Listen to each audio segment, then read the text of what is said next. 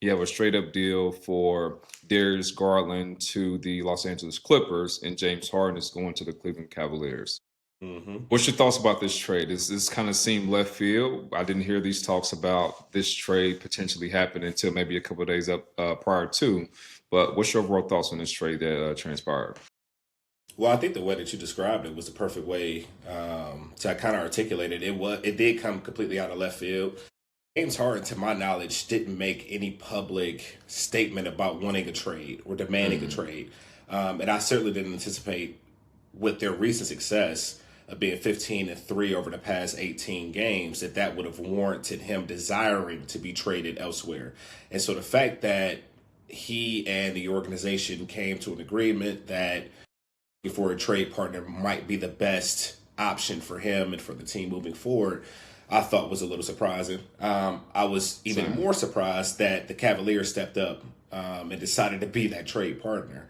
Now, we had discussed before that Hmm. Cleveland would explore some trade options for Darius Garland. I just don't think the pairing of him and Donovan Mitchell made a whole lot of sense from a stylistic standpoint. Agreed. I also think that the Cavs kind of wanted to get a little bit bigger in the backcourt, particularly for defensive reasoning, and they were able to do that. Now James Harden is a defensive stalwart, but he is going to give you a little bit more Mm. size. He has had a legacy defensively of at least being able to play in the passing Given the lanes effort, and yep. yeah, and being able to at least be an effective part of Mm. defensive rotations. Yep. So I like the addition. I think that he'll complement Donovan Mitchell in the backcourt, and I think he'll be especially complimentary to those bigs. And that was what I was going to ask you next is how do you think this unlocks the potential of Evan Mobley and then Jared Allen? Because I know also Jared Allen was in kind of those talks as well of potentially being moved. But I think with adding the likes of James Harden unlocks every single center he plays with. Like Yep. he's that special. Not also we've said it before. James Harden is a special player. He's been a six man. He's been a scorer. He's been a facilitator.